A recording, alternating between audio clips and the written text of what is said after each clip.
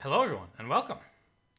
It's that time of year again. It's December now, and so we're going to do Advent of Code. If you don't know what that is, stick around. I'll explain. If you watch the other stuff on my channel, you might not care about this at all. This is a programming video series we will be doing here, not any games, no Prismata, no... what else am I playing? Slay the Spire. I'll continue to upload those things, but for at least part of the month of December, I will be uploading programming videos as well. So let me explain to you, in case you haven't watched last year's series, although, hey, go watch it. I suggest it. And the year before. They were pretty good. So I'll explain what Advent of Code is and kind of how I'll be solving them this year, and then we'll get into the first puzzle. So here's the homepage for Advent of Code. You can go there yourself if you want to do these. I encourage that. Feel free to stop the video if you want and come back later when you're done. But basically, there's this about page. This guy named Eric Wastel sets this up and has this is his fourth year in a row doing it, where he sets up for the Advent calendar, right? December 1st through 25th. He has a new programming puzzle for you every day, starting at midnight Eastern time, Eastern U.S. time, New York, right? So for me, that's 9 p.m., which is convenient enough. And the puzzles are of generally increasing difficulty. The first day is usually pretty easy, and the last day is... Well, actually, the last day is usually not nearly as hard as the day before, but difficulty gradually, roughly goes up, but there's some spikes, and you might find some problems easier and some harder. What do I... It's a programming stream, so I'll be showing you, I have a terminal here, and, I have a source file open, I have an editor here, I'll compile programs on camera, write them, design them, test them, and so on camera, at least for the first couple of days. Probably the first week or two at least. But partway through, it starts to get difficult enough that I find it frustrating to do the whole thing on camera, and it gets rather slow. And so I might, for any given puzzle, release sort of a review of my solution rather than a walkthrough of me developing it live. What else is there to say? The Advent of Code puzzles are sort of he puts a little story behind them. And the story is typically Christmas themed. I assume it will be this year also, but I haven't looked yet. If you are interested in doing this, you can do it in any language that you like. You don't need to run your programs on his server or anything like that. The programs are all phrased in terms of the answer is just a number or a word or something. And you write a program locally, you run it, you get the answer, you type it into his web page, and it says you were right or you were wrong, basically. And so let's get back to me explaining how I will do these. So as I did in... Why does it say shell command? I see. Okay, I'm still testing. This is a new setup for me. So the keyboard shortcuts and stuff are a bit wonky. Last year, I did this in Linux because I had a Linux server around, and that's how I like to do my development. This year, that server is kind of a mess, and so I thought I would try running it. How hard is it to develop on Windows, the operating system I use at home for, mostly watching videos and playing video games. And it turns out, actually, with Windows subsystem for Linux, it's really easy to just install Linux. It's way easier than it is to try to install Emacs for Windows and Haskell for Windows and stuff. Is to just install Linux for Windows and then install everything else for Linux, and it feels much more comfortable to me. So anyway, I'm still setting things up, but I'm gonna try as much as I can to do everything in this single terminal window here. I'm running tmux so that I can have this, if I wanted to, I can split the screen, but I'm not going to do very much of that probably. Just probably swap between one or two windows, an editor window and running the program and compiling it window. I couldn't get Haskell's Intero mode thing to work, like to have good interaction with Haskell from within the Emacs. Is kind of, I don't know why. Like I have an old version of Emacs or something. I don't know. So I said Haskell. What's Haskell? If you are into programming, but not into some kinds of niche programming, you might not know a lot about Haskell. You've maybe heard of it, but don't know what it is. I like Haskell. It's not the language I'm strongest in, but it is the one that I'm the most interested in improving in. And I find it a lot of fun. I think it's a good way to model your thoughts. So I'll explain more about the language later when we start writing the program. But for now, like, you guys have been listening to me talk for, good heavens, 6 whole minutes, and you haven't even seen any Advent of Code puzzles. So what's the deal? So there's an Advent calendar here, starts at day 1, and this is the countdown until day 2 is released. So let's read the story, see the puzzle, and get started. Again, though, if you guys want to do this on your own, I encourage you, pause the video, go do it yourself, and come back. You probably won't see any spoilers from me on day 1. You know, if you are able to write a program, then I won't have much to spoil for you. But in general, you should not feel obliged to watch this before you've done your own, if that's what you want to do. But you know what? If you want to watch me first and then try to go implement your own, like, dude, you do you. Anyway, day 1, chronal calibration. Oh, am I going to do voices? I could try. We probably won't have to do it that many times. We've detected some temporal anomalies. One of Santa's elves at the Temporal Anomaly Research and Detection Instrument Station. Is that a... TARDIS. Yes, it's the TARDIS. Very funny. It's about as big on the inside as you expected. She sounded pretty worried when she called you down here. At 500-year intervals into the past, someone has been changing Santa's history. I think that's a completely different elf voice than I did for the first sentence. I forgot. The good news is that the changes won't propagate to our time stream for another 25 days, and we have a device... She attaches something to your wrist that will let you fix the changes with no such propagation delay. It's configured to send you 500 years further into the past every few days. That was the best we could do on such short notice. The bad news is that we are detecting roughly 50 anomalies throughout time. The device will indicate fixed anomalies with stars. The other bad news is that we only have one device and you're the best person for the job. Good luck! She taps a button on the device and you suddenly feel like you're falling. To save Christmas, you need to get all 50 stars by December 25th. Collect stars by solving puzzles. 2 puzzles will be made available on each day in the Advent calendar. The second puzzle is unlocked when you complete the first. Each puzzle grants 1 star. Good luck. And so that was sort of the prelude to explain to us like how the thing is going to work, and then we'll get to this problem. By the way, I don't promise... I think I didn't say this yet. I don't promise to finish the whole thing. Last year, I only got to like day 14 or 17 or something like that before like it started to be a bit too time demanding for me to keep doing the series. So I'll do as many as I feel like doing. There you go. That's the only promise you're getting out of me. And meanwhile, back to the problem. After feeling like you've been falling for a few minutes, you look at the device's tiny screen. Error. Device must be calibrated before first use. Frequency drift detected. Cannot maintain destination lock. Below the message, the device shows a sequence of changes in frequency, your puzzle input. A value like +6 means the current frequency increases by 6. A value like -3 means the current frequency decreases by 3. For example, if the device displays frequency changes of +1, -2, +3, +1, like you start from 0 and you're sort of accumulating the rolling sum over these numbers, okay?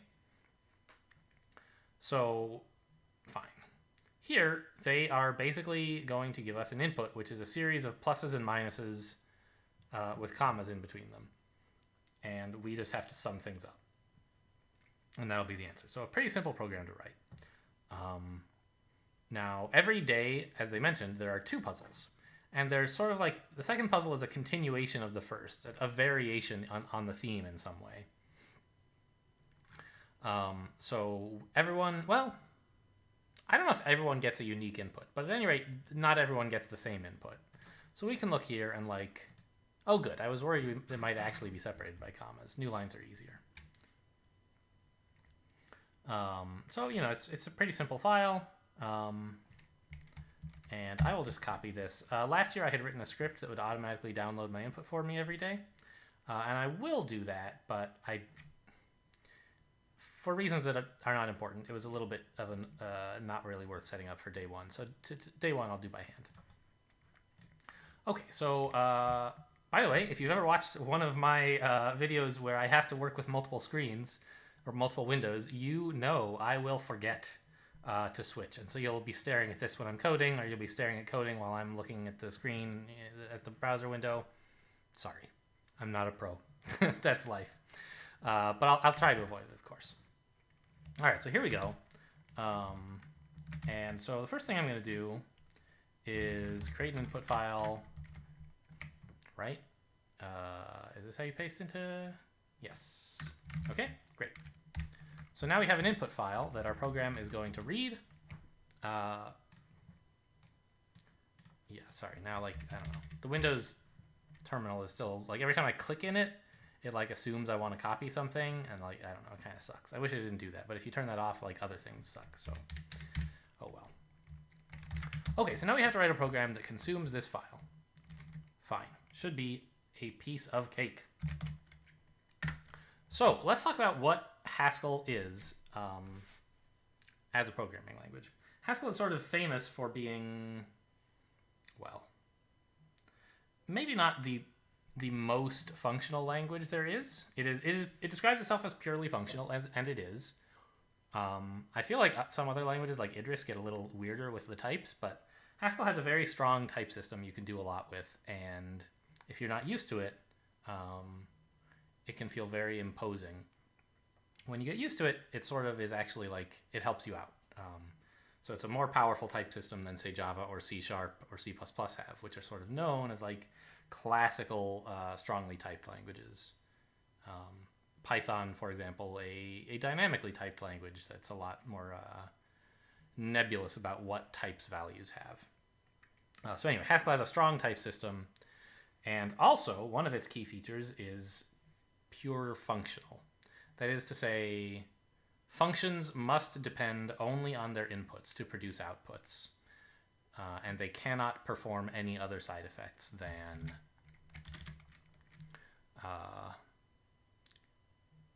can't perform any side effects, period, in fact, right? No function may perform side effects.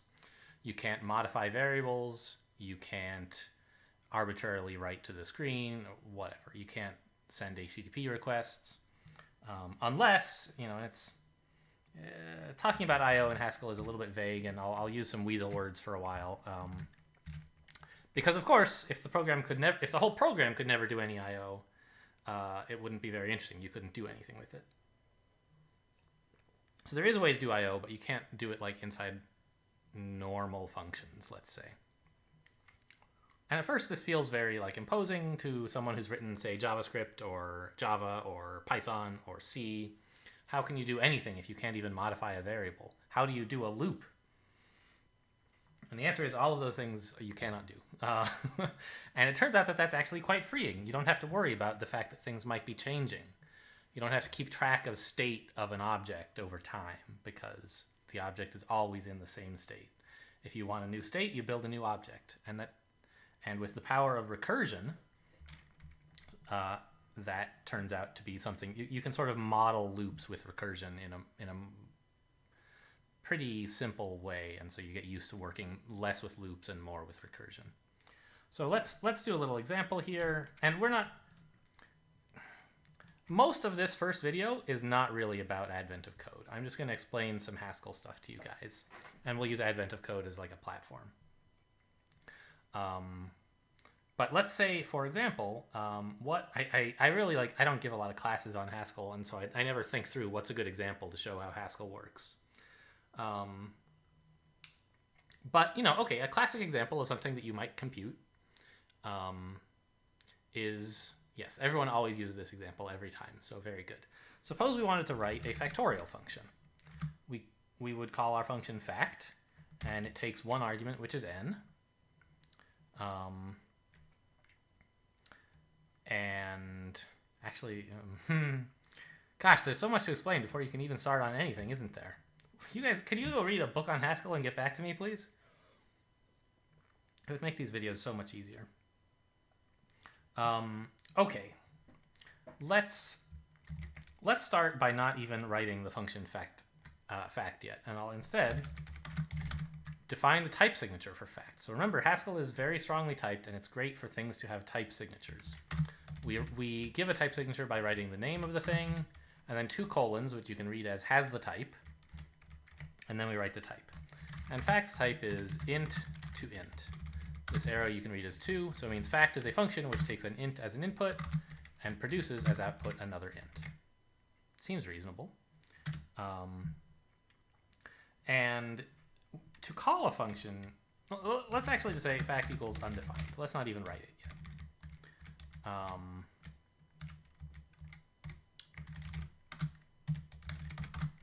Okay, and we'll write our main program and say print fact of 5. Now, already, if you're used to C, this looks a bit odd, right? I have some parentheses here, but they're like not quite in the right place, right? You would have sort of expected something like this, maybe, if you're used to the C style of languages, or even Python. Haskell is all about functions. That's why it's called functional. And it thinks function application is extremely important. So important and so common, you shouldn't even have to use any punctuation for it. And so to call the factor... Whoa, what the heck button was that? Meta backspace does some weird stuff in this Windows terminal. Okay, noted. I'll try not to use it. So instead of writing fact of 5, we just write fact space 5, and that's how you call a function. What if a function has 2 arguments? Like, say we were writing, as we soon will, the Fibonacci function. All right.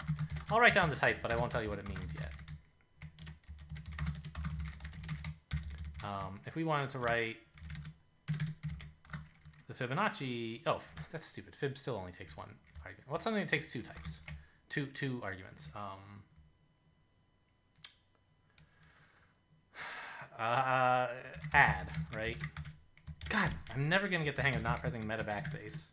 I'm going to have to learn why, if I can fix that in this terminal, but okay. You just say add 3 and 2. You just put spaces for function arguments.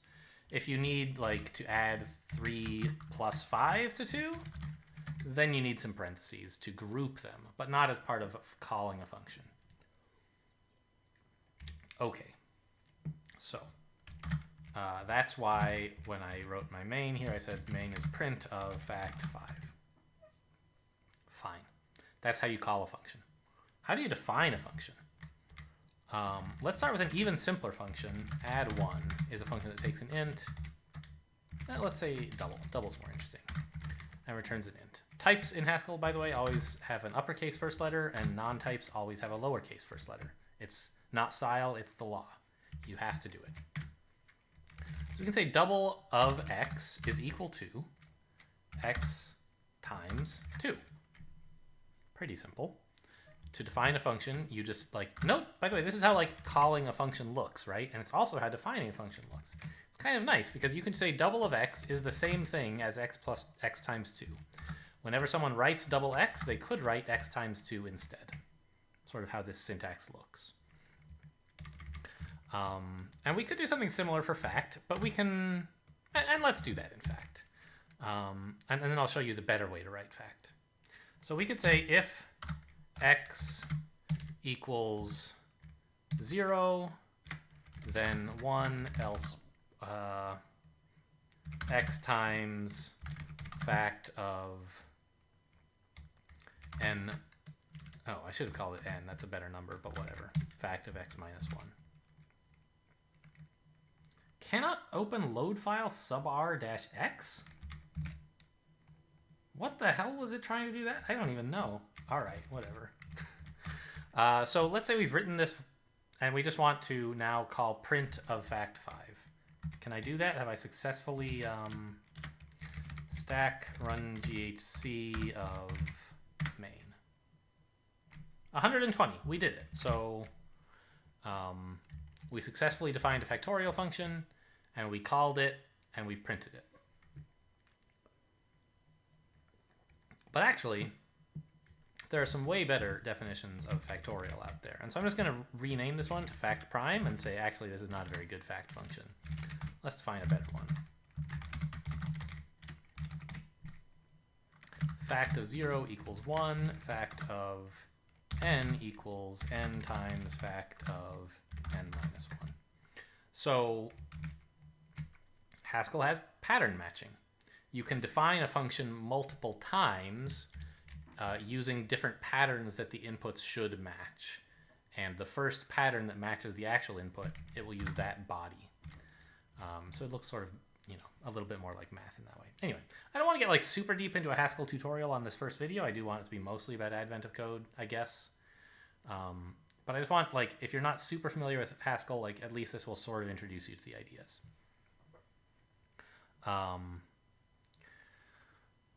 Okay, fine. Now, let's actually try to write the program. Okay, fine. Add, right? Add, you can guess. X and Y equals X plus Y. And this type,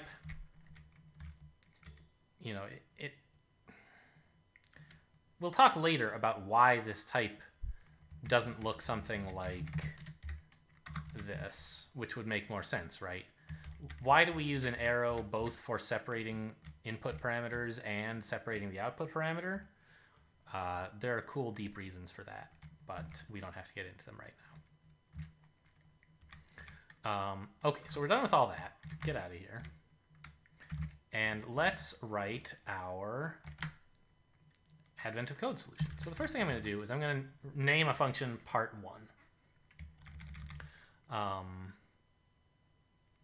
And I do that because I know there's a part 2. And so I will have part1 be a function which takes as input a list of strings and produces as output an int. So this is just how you write list of. You put it, string means a string, like a list of characters. This means a list of that thing. So we take a list of string as input and we produce an int. I'm going to have main be responsible for reading the input file and turning that into a list of string. And then part1 will do the math that part1 asks us to do. The math and the parsing and whatever.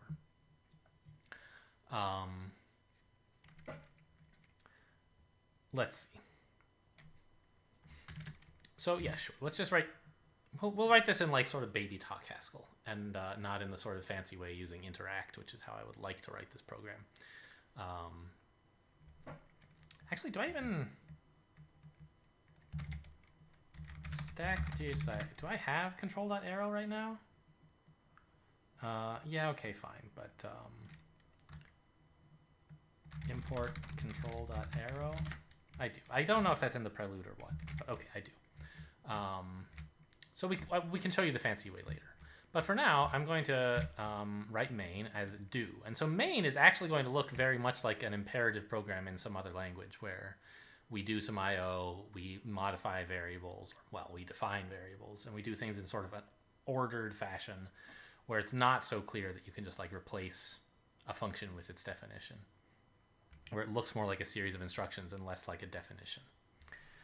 And that's because main is an I/O action, I guess is the right word for it. Main has type IO unit. We call this unit. This type here, it's basically it's a lot like void in C or Java. It's a type that has exactly one value. The only type of type unit is unit itself. So it doesn't have any information. So main is an IO action which, when performed, does not return any interesting value.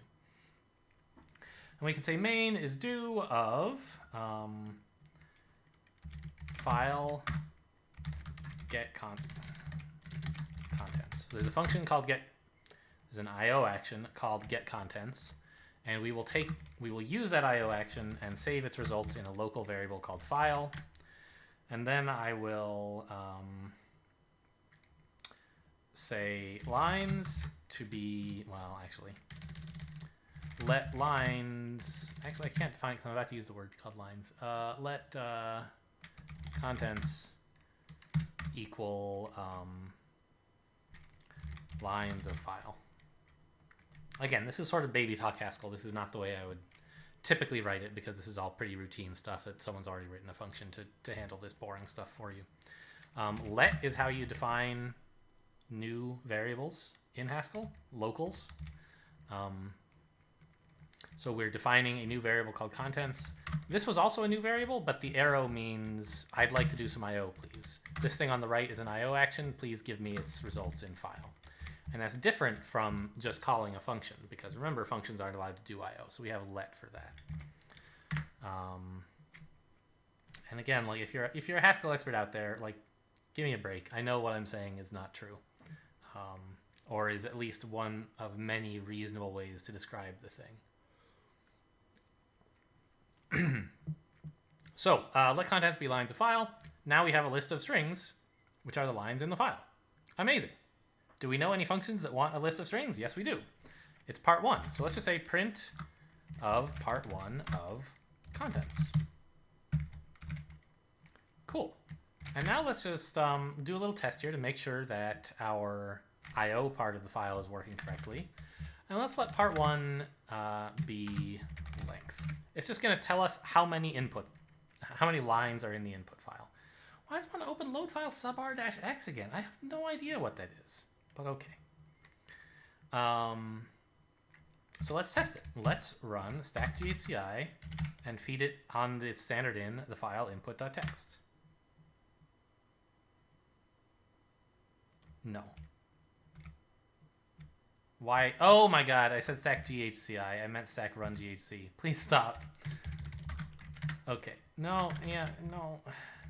Alright, done. We did it. Let's never run that command again. ghci is like the Haskell REPL, the shell, and so it just thought we were typing garbage at it. We wanted to do this. No, stack run ghci. I don't use stack that much. I'm a hobby Haskell programmer. I don't often use it that much, but okay. Stack run ghc of our file. Yeah, okay. There's 968 lines in that file. Does that add up? Yeah. Okay, cool. So we correctly read the input, and we parsed it into a list of lines, and we did something with that list of lines. So now we can do something more interesting. Now, by the way, notice I defined part 1, but I didn't. It's a function of one argument, but I didn't write that argument, right? You might have expected something like this. Part 1 of x is length of x. In Haskell, functions are, we say, first-class values. That is, they can be passed around like other things. And you're used to that if you've worked in Python or JavaScript or something. But Haskell is even more flexible, I guess you could say, in how you define functions. We could have done something. Remember we had an add function, add xy equals x plus y. We could have instead written add equals plus and just say, all right, plus, which is a function, I'd like to give that a new name and call it add. And then you can just treat add as if it were plus. Or we could have said add x equals x plus and leave the rest blank. We'll fill that in. And now this is a function with one argument. Add x is a function with one argument, but add is a function with two arguments, x and this other unnamed argument. Okay, so anyway, that was why I did part 1 like that. But now I want to actually write part 1. And it actually would be perfectly reasonable to continue defining part 1 in this style. Meta backspace, never press it. In this, we call it point-free style, where we don't actually explicitly declare the function arguments. But again, we're writing in sort of baby talk Haskell for you guys here, so we'll do things all sort of explicitly. So part 1 of lines equals, boy. The way that I would write this this function requires explaining so many things. That's okay. We've only been at this for half an hour, and we have 3 lines of code. So at 10 minutes per line of code, no, we won't take that long on each line. So there's a lot of ways you could write this. Let's start by, in fact, writing a function called parse. Parse will be a little helper function we have. It takes a string and returns an int. Because we remember the input file has +11 and -17, and these are not like just numbers, right? They're like, you have to like know what to do with the sign before you read them. Oops, meant to switch buffers, not windows. So what we'll do is we'll write parse of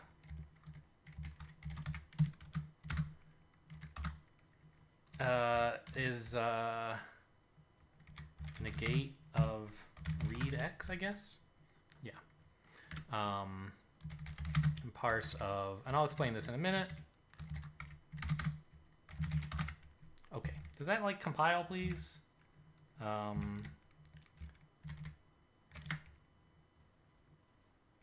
Undefined, yes. So it compiled, but it said, hey, you tried to call part 1 and that's not defined. Okay, so what's the deal with these parentheses and this colon and stuff? Haskell's pattern matching is more powerful than I discussed earlier when we just matched on 0 or on x. You can actually break apart the input arguments and do arbitrary matching based on what you might find there. And in fact, a string in Haskell is just the same thing as a list of characters, which is a very useful property. This colon here is the cons operator. Cons stands for construct. It's a very, very old name that has stuck around in computer science for like 60 years or something. But basically, to the longhand of a list, ints is a list of ints, and we can say ints equals, we could say ints equals 1, 2, 3. That's a list of ints. But that's shorthand actually for 1 const onto 2, const onto 3, const onto the empty list.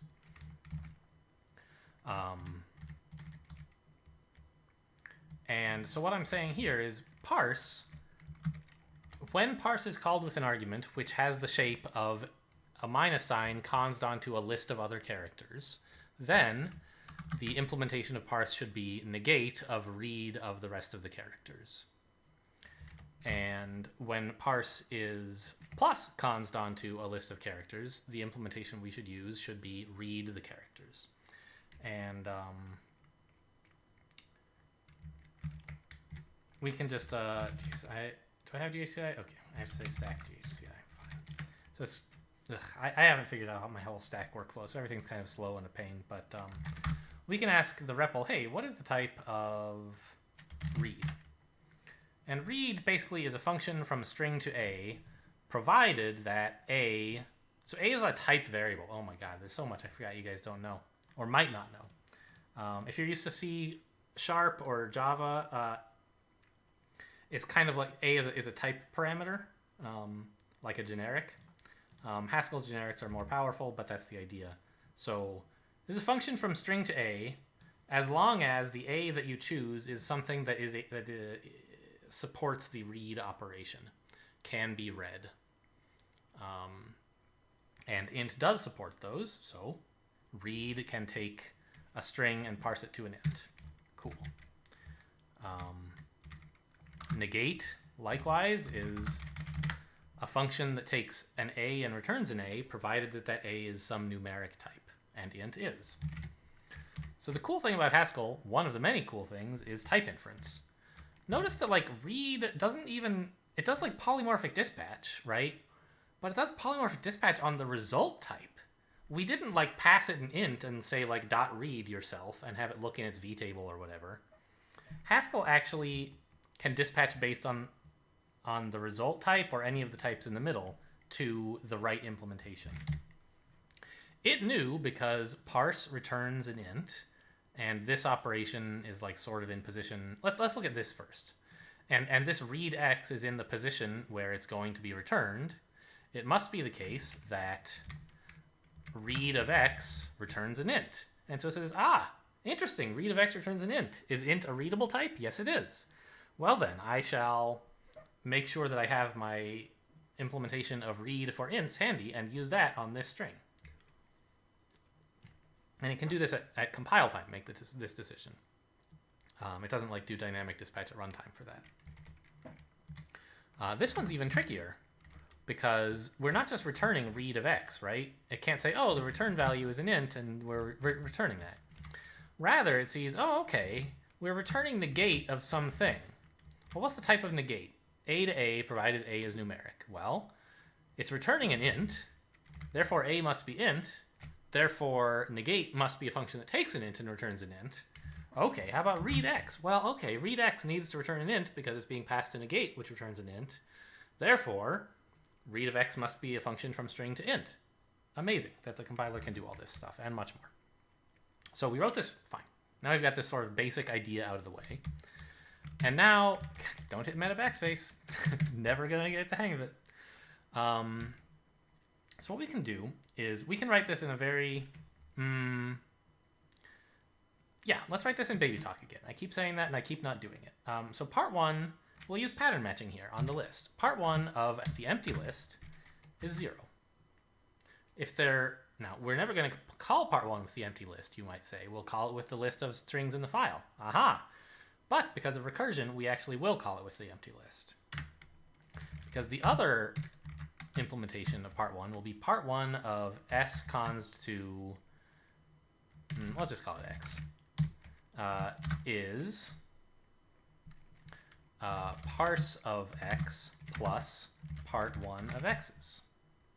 So we have, first we do something with the first element, parse it, and then we add that to a recursive call to part one on the remainder of the list. So this is how you, like, in an imperative language, you might do some looping. In Haskell, one thing you can do is recursion like this. And this is actually quite a bad implementation, but it's very simple and easy to understand. If you're familiar with recursion, anyway. If you're not, like, you should maybe go practice some. There's going to be a lot of it on this series. But this is, as recursive functions go, it's a pretty simple one, right? We break apart the list. If there's at least one element, we extract that element, parse it, and add it to the result of calling part one on the rest. If there are no elements left, then we say, oh, it's 0. Great. And so we can, for example, we can run that program on the input, and we get the answer 430. That's probably the right answer. Let's go check. How do I copy? Sorry, I'll be right with you. Okay, so I can paste 430, please. That's the right answer. We are 1 gold star closer to fixing the time system. So we could continue to part 2, but I won't. Instead, what I will do is show you guys some ways that we could make this implementation better. Actually, though, let's... What? Wow, this is an old version of Git.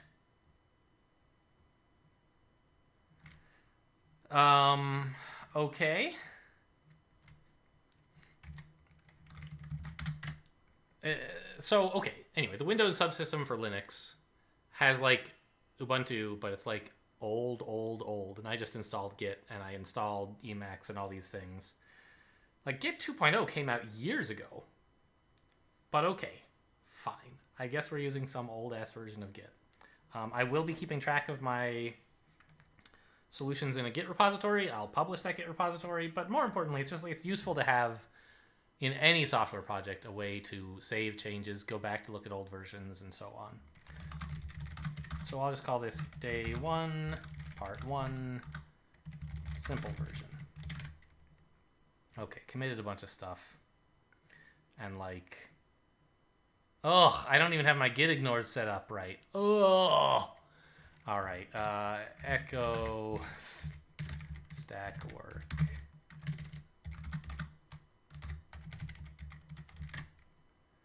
Oh god, that's even gonna make it worse because I've already committed this, haven't I? It's been so long since I don't use git at work anymore. How would I fix this? Git reset of the parent commit, I guess. Yeah. So let's remove that git ignore. We don't want it yet. And git reset of the parent. Okay. Now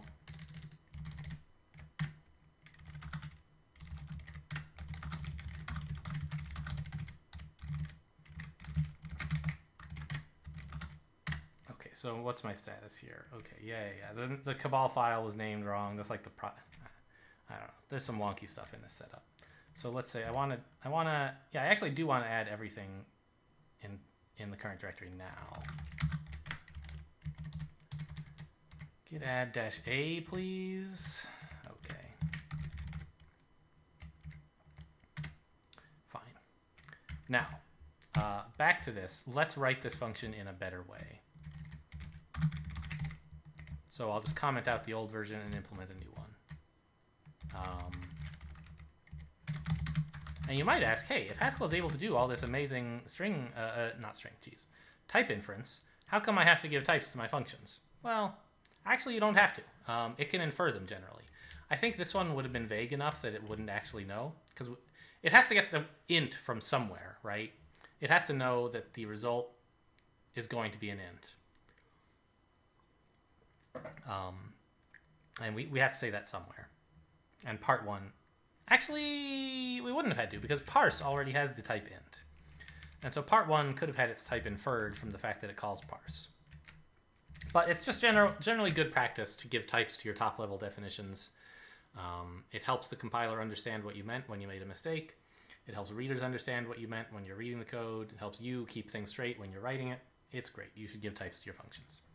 So what I'll just write now is part one equals, let's see, we'll just write sum map parse. This is a much shorter definition, and it's finished, in fact. There's nothing more to write. There is a function in Haskell called sum, which takes a list of things and adds them together using the plus operator and returns the result. That's pretty simple. But what's with map and what's with this period thingy? Well, let's ask GHCI. I need like another... No. How do I do that? Okay, yeah. I need just like an open REPL that I can GHCI into.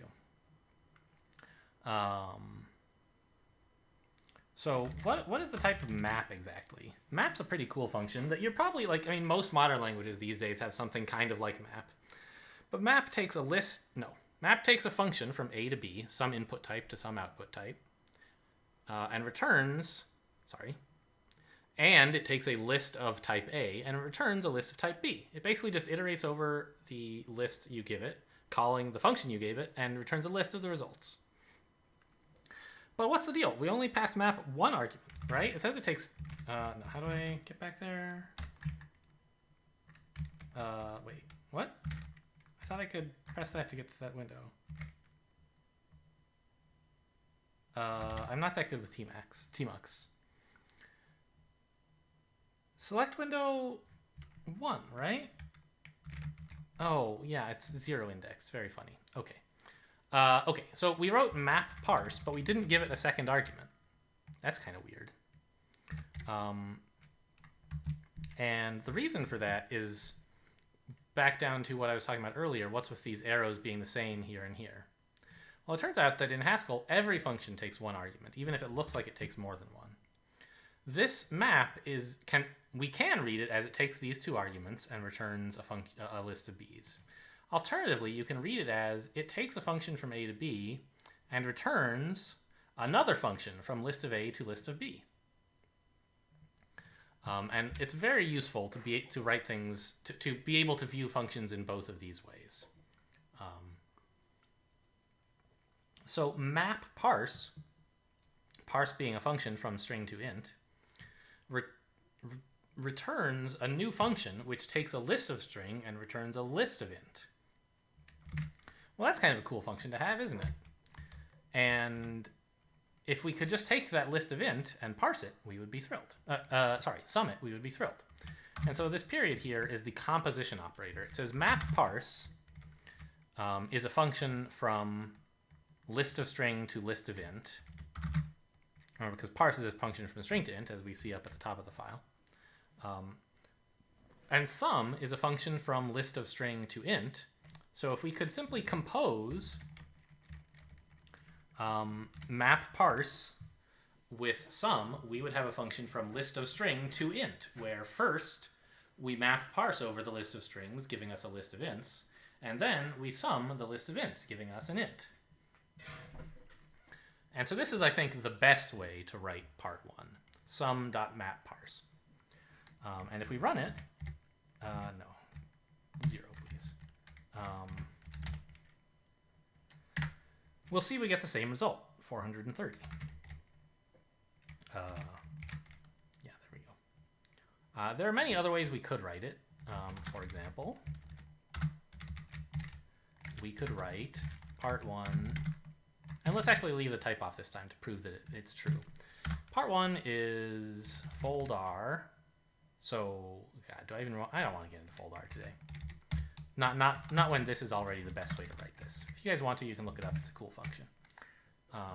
But it would be longer than this and more complicated and less clear than this, so what's the point? So let's just go, where's bash? Here it is. Let's just commit that as well. Git add, yeah, I want to commit that. Day 1, part 1.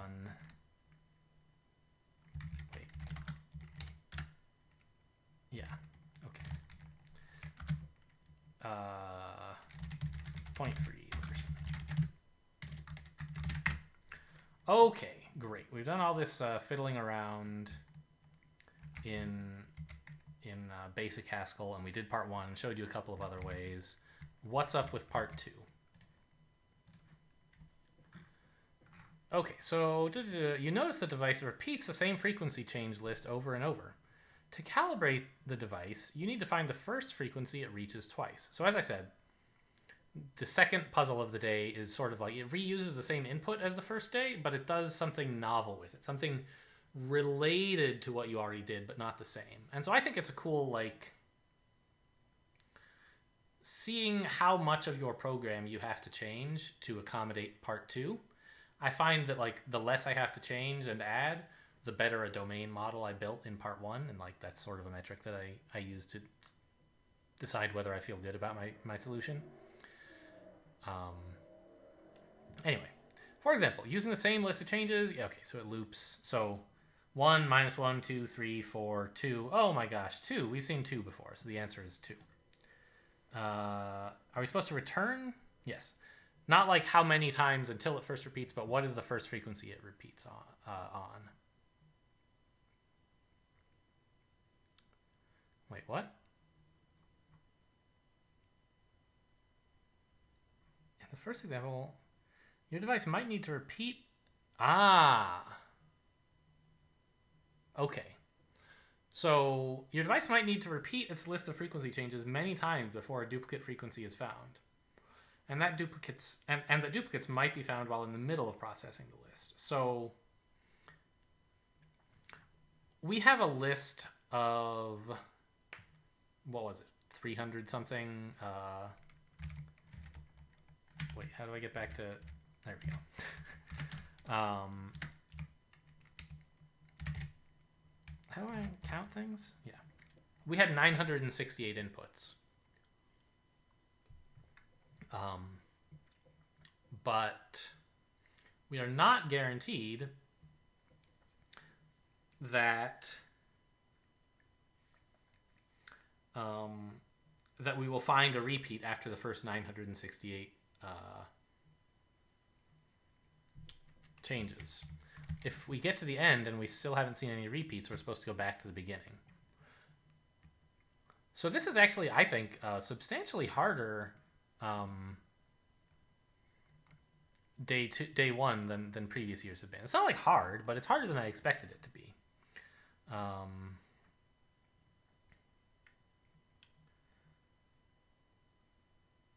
Yeah. So fine. It's like, do we have sets? How do you get a set in Haskell? I know there's like a module for it, but like you have to, I don't know. I'm not very good at Haskell project management and like how to add dependencies to your project and so on. I always have to go look that stuff up. I didn't expect to need anything on the first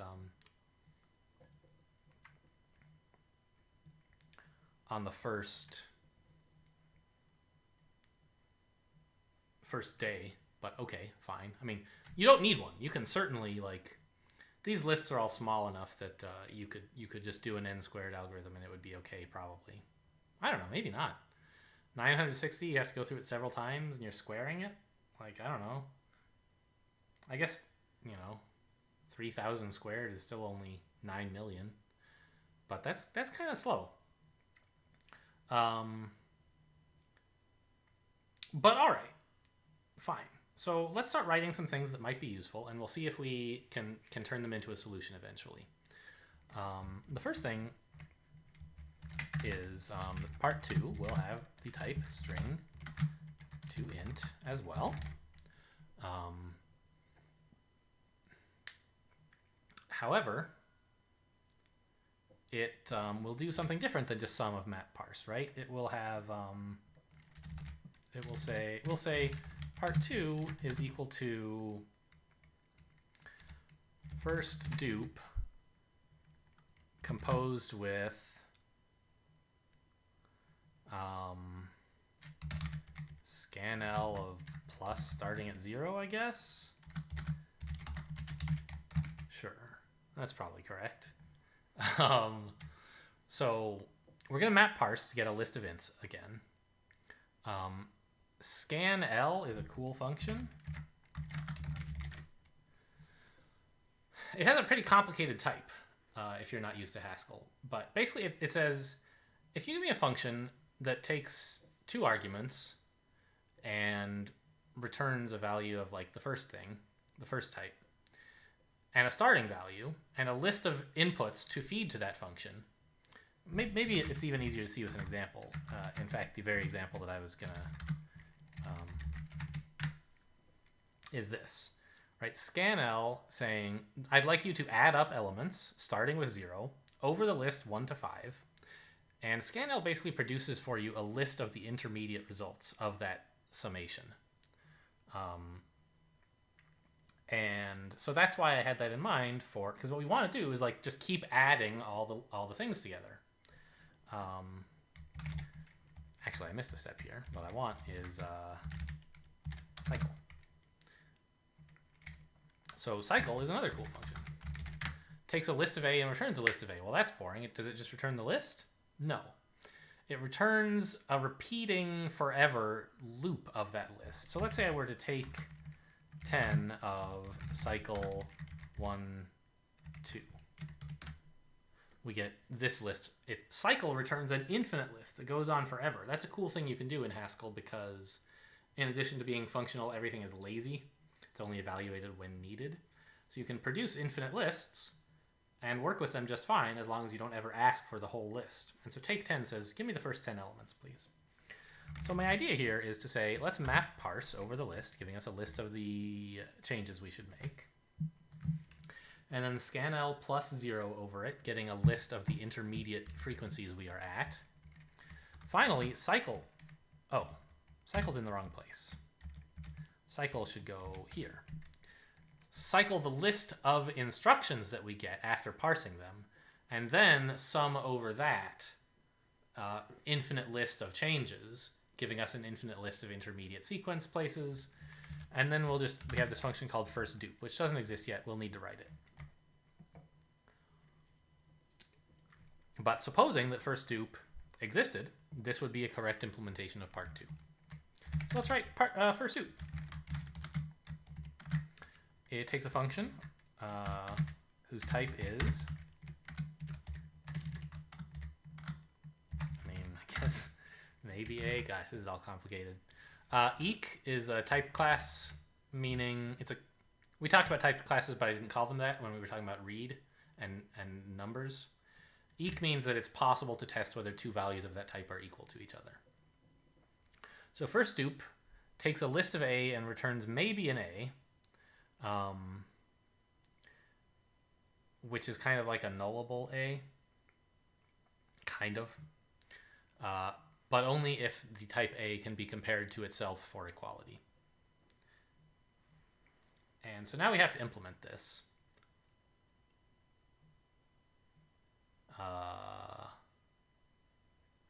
It's like not actually easy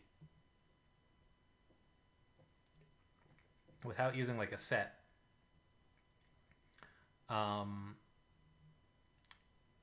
But okay, I mean, I guess we can just do it like manually recursively, I suppose. It's not great, but it's fine. So let's see. First dupe. I'll show you a style that Haskell often uses and then explain it to you. So let's let first loop be go of empty list. And then we will define go. So where go of scene and equals nothing, and go scene of x is equals whatever, something. We haven't written it yet. So what's the deal with this go, and like what the heck is where? So where lets you. It's a lot like let, except it comes after the thing that you're where you use the thing, and it can only go in certain places. It's kind of like, let x be let f of x, let y be f of x, where f of x is equal to whatever, kind of mathy style notation. And go is a function of 2 arguments, so when we pass one argument to it, empty list, we must get back a function of 1 argument. And that function of 1 argument is how we define first dupe. So go is going to be sort of an internal helper function that first dupe uses, because we kind of need to keep track of 2 things, and I'll explain in a moment what those are. And so first dupe initializes the first thing that go's other argument, and then go is just going to call itself recursively a bunch. And in fact, it's actually not that bad. Where go scene x of x, this is the n squared implementation, so it might be bad, but we'll see. Maybe it's perfectly fine. If we have to, we can reach for a faster kind of set or map or something.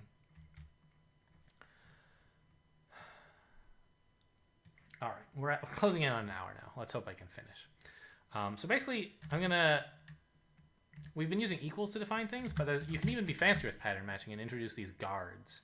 You can say go scene where x of x cons to x's, where x is an element of scene equals just x.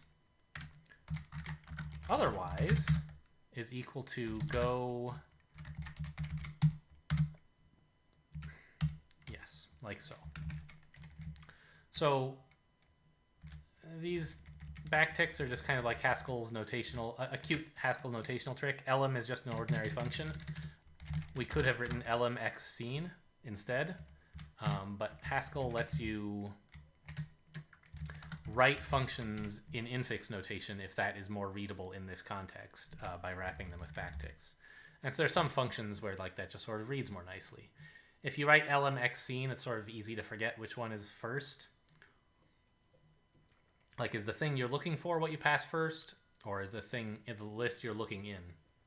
So elem basically means is thing on the left an element of the set on the right, the list on the right.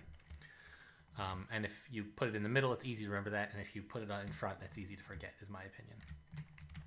So nothing and just are how you work with maybes in Haskell. Nothing means there was no such thing there.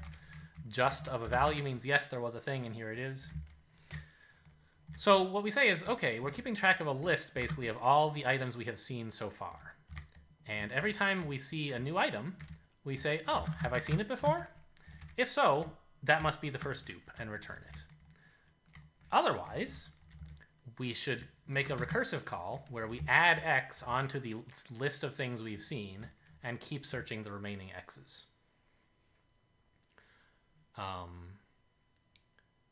And that's sort of it, right? Like, does it compile? Does it run? Let's see. No, it's this window. Couldn't match type maybe int with int. Well, you're right on that one. I did return a maybe because we know it'll return an int because the guys at Advent of Code promised. But if there were no duplicates, what would we return? There's no such thing as like, we could just return 0, but that's sort of cheating. So I'll just have it return a maybe int instead. And we'll just have part 2 say, yeah, I might not return an int. Tough luck. And so what I'll do instead is I'll just say print part 2 of contents as well. And we'll get, hopefully, like just a number. But we might get nothing. Seems unlikely. Actually, it's impossible because we pass it an infinite list. It'll never finish. So this case here, like, will never actually occur. But our type signature allows you to pass it a finite list, and so we should truthfully handle that situation.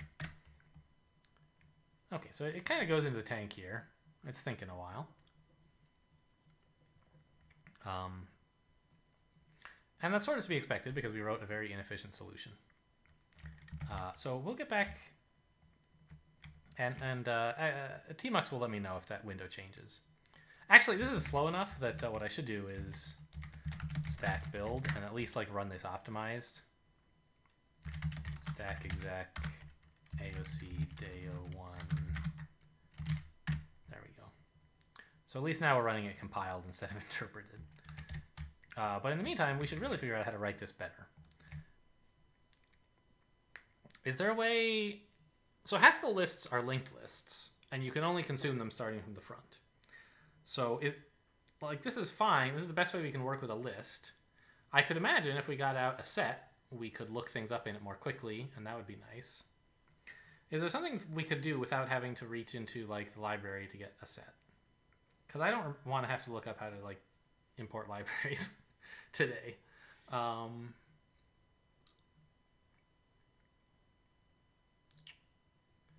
It's sort of hard to imagine, isn't it? Like, I didn't misunderstand the problem, did I? It really does want me to do this. Let's look at this example. 3, 6, 10, 8, 4, 7, 10. Yeah, and it reaches 10. So that's what we're supposed to do.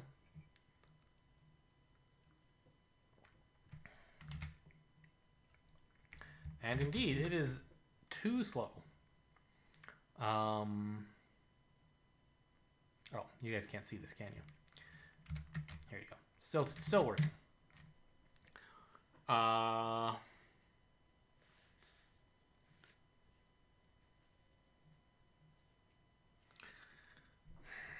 Okay, I can't just set's not part of the standard library. You have to like get it from a...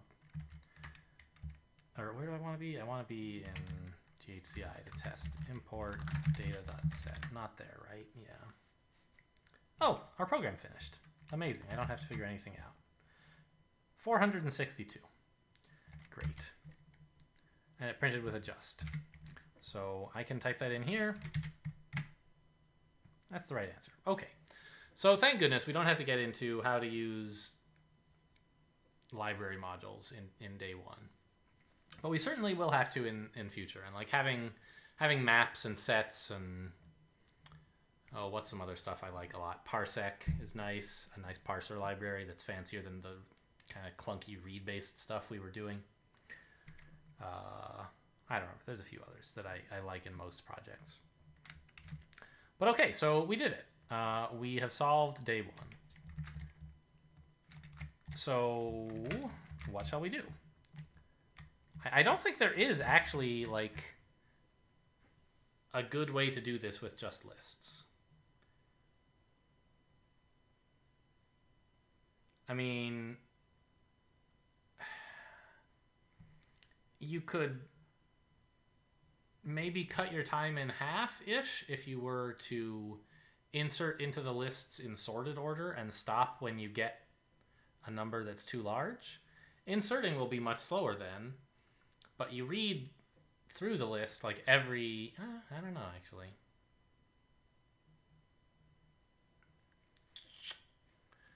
I guess what you could do is not just use the elem function. You could instead write a function that searches through a list and finds the insertion point for a value.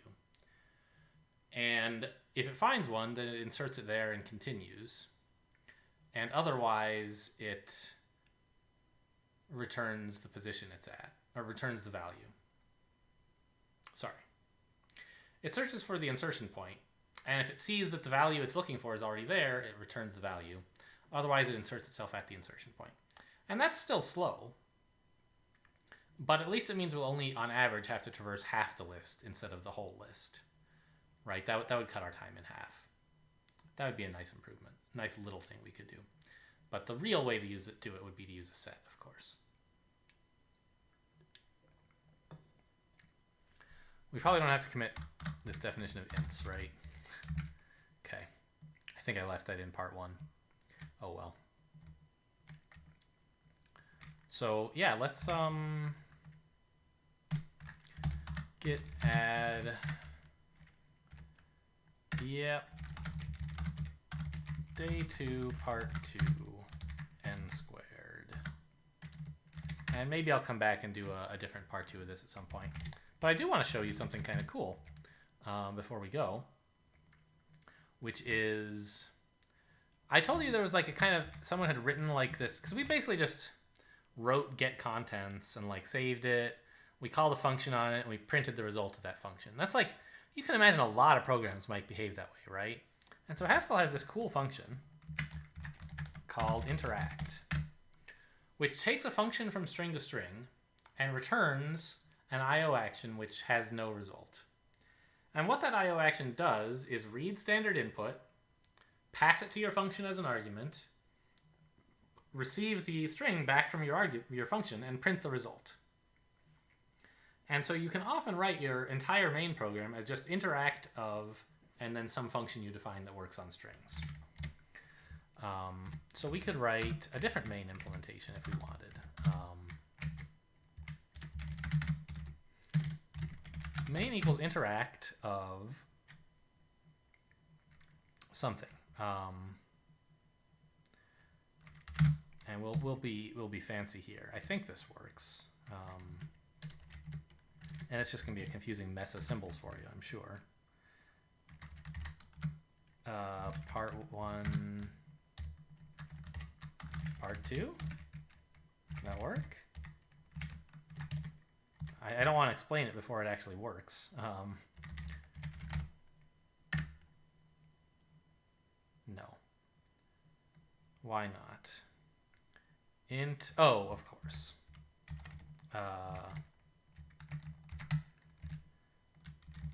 Interact of print composed with all that junk. I don't like having 3 windows because I have to remember which one's which instead of just saying go to the other window. Not print, but show. Print actually performs IO actions. Show just returns a string. God.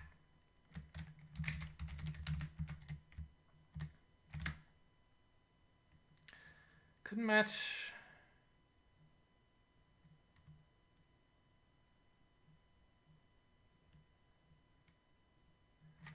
What? In the second argument,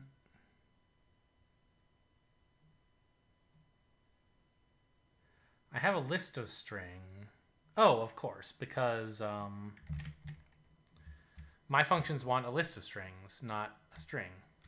So we should split it into lines first, right? Okay, cool. So this is actually going to work. It's going to print out a tuple of the results, but it's going to be very slow because our program is still very slow, so we're not going to wait for it. So what is this big old jumbled mess of nonsense here? Basically, I'm saying I want main to be interact, and I'm going to pass it a interact wants a function. $sign is basically just, it's very complicated, but also very simple. So explaining it always feels weird. It's the same as writing this, as parenthesizing the stuff after it. That's a pretty lazy way to think about what $sign actually does, and a more accurate explanation would be $sign takes a function on the left and a value on the right and calls the function on the value. Why does it exist then? Because it has very low precedence. It means that all this stuff after it is one value, and all the stuff on the left is the function to call on that value. If we just wrote this, we would be calling interact show and then composing that with this and composing the result of that with lines, which doesn't make much sense. This says, please treat everything on the right as one big old expression. So the function that we passed to interact is a composition of 3 functions. Show, composed with this big blob composed with lines. So we say first, take the string you're given, split it into lines, then do this complicated mess on it, and then show the result. Print it to a string. So that leaves us with what the heck is going on in here. And that's some pretty complicated stuff that, you know, you might very well just say, forget it, don't need to learn that right now. I think that's very reasonable. But basically, Haskell has, I accidentally quit GHCI here. Oh no, I'm just in the wrong, yeah, no, that's right. So the type of 1, 2 is a tuple. And the tuple has sort of a weird type because numbers are polymorphic, but it's a, you know, we could write,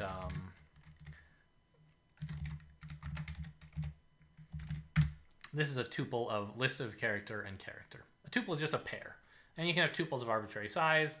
And what is the type of this? This is kind of a weird expression. It's a function which takes 2 inputs and produces a tuple of them. And so we used that in this definition here. We started with a tuple, and like this dollar sign and like this is kind of weird. What exactly is all of this for? I'm not going to explain why this part works, but basically it says this whole expression is a function which takes as input some value, calls part 1 on that value, calls part 2 on the same value, and then makes a tuple of the results. So if we have such a function, we would compose it with lines and then compose show with that. And we have finally a function from string to string that works with our part 1 and part 2. And it's a bit like dense, perhaps. But it's nice that you don't have to do this like kind of repetitive thing where like, what was the hardest part of these like,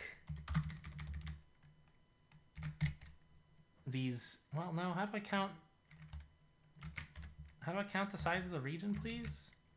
Count lines, no, count, I want to know how many characters are in that region. Count, oh well, words, region, whatever. 125 characters, right? What was the hardest part of those 125 characters? It was thinking of names for my variables, right? What do I call the result of get contents? Call it file, call it contents? I don't know. What do I call the result of calling lines on the file? I wanted to call it lines, but I can't do that because there's a global named lines that I would have been shadowing, and it would have gotten kind of complicated. Right? All the actual logic of this was there's basically none. It's just like the same thing you've written a million times. And so it's nice not to have to do that. Like, you know, instead, you know, this isn't like tremendously shorter, I'm sure. Yeah, 58 characters. It's like half as long, roughly, maybe a little less. I can run it how? I'm sorry? Meta equals, huh? Okay. But it's 1 line and 58 characters instead of 125 over 5 lines. And the nice thing is we can sort of just reuse this for pretty much like a ton of our solutions in Advent of Code, this idea of interact. Okay, cool. So that was Advent of Code day 1. As I said, I'll be doing this for at least several days, but not necessarily the whole month. Hope you guys have enjoyed. Thanks for watching, and I'll see you next time.